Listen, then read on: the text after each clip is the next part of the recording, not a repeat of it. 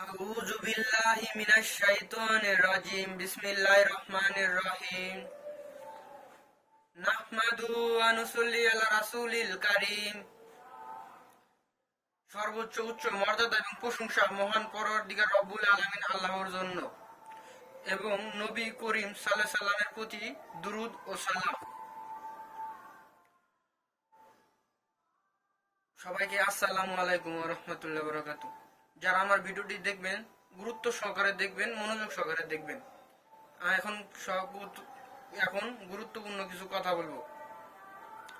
কিভাবে আপনারা একজন আল্লাহর খুবই অল্প সময়ের মধ্যে আল্লাহর ওলিতে পরিণত হবেন।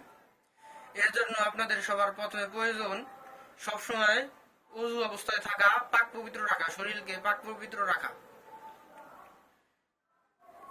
একটা মানুষ যখন সে ভালো ভালো চিন্তা করবে, ভালো ভালো কাজ করার চিন্তা করবে, আল্লাহ তাআলা তার অন্তরকে অনেক পরিষ্কার করে দিবে। মানুষের সাথে ভালো আচরণ করবে, খারাপ আচরণ থেকে দূরে থাকবে, মানুষের সাথে বাজে ব্যবহার করবে না, প্রত্যেকটা মানুষের সাথে সদা এবং বিনয়ের সাথে কথা বলবে, আন্তরিকতা থাকবে, সবার সাথে হাসি মুখে কথা বলবে, কারোর সাথে খারাপ ব্যবহার করবে না, আত্মীয় সম্পর্ক বিচ্ছেদ করা যাবে না, এমনকি বন্ধু বান্ধবীর সাথেও খারাপ আচরণ করা যাবে না, এবং বড় মুরব্বীদের সাথে খারাপ আচরণ করা যাবে না, তাদের সাথে ভালো ব্যবহার করতে হবে। এবং দ্বিতীয়ত আপনাকে দৈনিক 5 ওয়াক্ত সালাত কায়েম করতে হবে, নামাজ পড়তে হবে, এবং নামাজের সময় নামাজ পড়তে হবে। ফজর, জোহর, আসর, মাগরিব, এশা 5 ওয়াক্ত নামাজ পড়তে হবে ইনশাআল্লাহ। কোনো কারণে যদি 5 ওয়াক্ত নামাজ থেকে কিছু জোহর বা আসর মাদ যায়, সেটা আপনারা পরবর্তীতে কাজা হিসাবে পড়ে নেবেন। তারপর সূরা ফাতিহা দিয়ে সুন্দরভাবে নামাজ আদায় করবেন, এবং নামাজে কিরাতে অতি দ্রুত পড়া যাবে না, অতি ধীর পড়া যাবে না, মাঝখান থেকে খুব স্পিডও পড়া যাবে না, দ্রুত পড়া যাবে না, সীমিত সময়ের মাধ্যমে বলতে হবে সূরা কেরাত।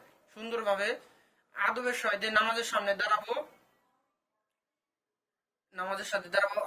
নামাজে দাঁড়ানোর সময় আমরা চিন্তা করবো, মনে রাখবো আমরা আল্লাহর সামনে দাঁড়াচ্ছি, তারকে আল্লাহর সামনে দাঁড়াচ্ছি, এবং আল্লাহকে আমরা ভয় করি, এই কথা আমরা নামাজে চিন্তা করব। এবং নামাজের মধ্যে আমরা যখন সূরা ফাতিহা বলবো, সেই সূরা ফাতিহা বলার সময় সেই সূরার অর্থ সহ আমরা সূরা পাঠ করার সময় অর্থ সহ মনে রাখবো এবং চিন্তা করব কোন সূরার কি অর্থ। যেমন আলহামদুলিল্লাহ রব্বিল আলামিন, সকল প্রশংসা মহান পরওয়ারদিগার রব্বুল আলামিন আল্লাহর জন্য, এবং আর রহমান আর রহিম, তিনি অতি দয়ালু ও মেহেরবান। এই রকম ভাবে মনে চিন্তা রেখে পড়তে হবে। এখন বলি, আল্লাহর ওলি হতে গেলে প্রথমত তো তাকে অন্তরকে পরিশুদ্ধ রাখতে হবে, না নাপাক থাকা যাবে না, সবসময় পরিষ্কার পরিচ্ছন্ন থাকা যাবে। দ্বিতীয়ত সে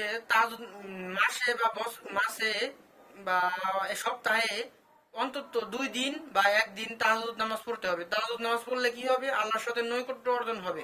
এবং তাহাজ্জুদ নামাজের সময় মাঝে মধ্যে অনেক আল্লাহর রহমতের বান্দা ফেরেশতা এবং বুজুর্গ সাথে অনেক সময় নামাজে সাক্ষাৎ হয়ে যাবে। এমনকি নামাজের মধ্যে আমি কিছু বিষয় জানি, সেগুলো বলতেছি। নামাজে এই তাহাজ্জুদ নামাজ পড়ার সময় তোমরা সূরা ফালাক, নাস, ইখলাস পড়ে শরীরটা বন্ধ করে নেবে, তাহলে ভালো হবে। ফেরেশতা সবসময় তোমাদের ফাঁকা দিবে, কোনো ক্ষতি করতে পারবে না। কিন্তু নামাজে শয়তান তো মানুষকে বিপদে পরিচালিত করার জন্য লেগে আছে। এর জন্য শয়তান, যখন তুমি নামাজে দাঁড়াবে, তোমরা নামাজে শয়তান অনেক সময় ওয়াসওয়াসা দিয়ে নামাজে ভুল পথে পরিচালিত করে, নামাজকে ভুলিয়ে দেয়, ভয় দেখায়। তাই নামাজ বাদ দেওয়া যাবে না। এবং যেখানে আমরা সেজদা দেব, সেই জায়গায় আমরা চোখ রাখবো, সেই জায়গায় আমরা তাকাবো, এবং আল্লাহর কাছে নামাজ পড়া শেষে দোয়া করবো, বেশি বেশি দোয়া করবে। এবং এইভাবে আল্লাহর সাথে নৈকট্য অর্জন করা যাবে খুব অল্প সময়। এবং তোমার কলবে সবসময় জিকির করবে, আল্লাহর নাম স্মরণ রাখবে, কলবকে পবিত্র রাখবে, আল্লাহর জিকির রাখবে, আল্লাহর ধ্যান থাকবে, সবসময় আল্লাহর স্মরণে থাকবে। এবং কি আল্লাহকে বিশ্বাস করলে আল্লাহ তোমাদের সাথে কেরামত ঘটাবে। এমনকি নামাজের মধ্যে অনেক বিভিন্ন ধরনের কেরামত ঘটে অনেক মানুষের সাথে। সেরকম ঘটনা ঘটাতে চাইলে নিজের অন্তরকে পরিশুদ্ধ করে এবং মনে মনে ভালো চিন্তা আচরণ রাখতে হবে। আল্লাহ তোমাদের প্রতি বিনোদন। এবং আমি তোমাদেরকে আরেকটা বিষয় বলে দিয়েছি, দোয়া কিভাবে কবুল হয়।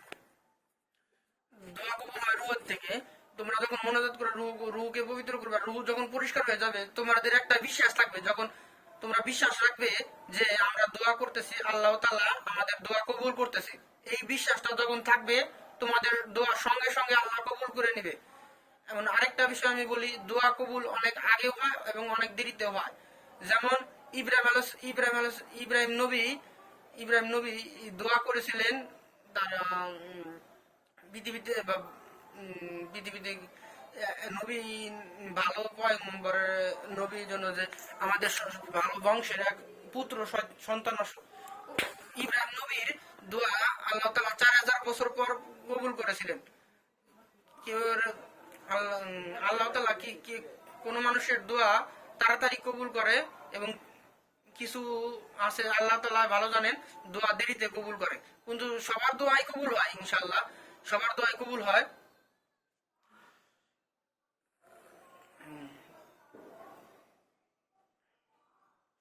এবং তোমরা বেশি বেশি দোয়া করবে আল্লাহর কাছে, এবং তোমাদের চেহারায় নূর আসবে কিভাবে, এবং তোমাদের রক্তে মাংসে নূর আসবে কিভাবে, তোমরা দোয়ার সময় বলবে আল্লাহ আপনি আমাদেরকে রক্তে মাংসে নূর দান করুন, আমাদের চেহারাকে নূর দান করুন, আমাদের চরিত্রকে সুন্দর করে দিন।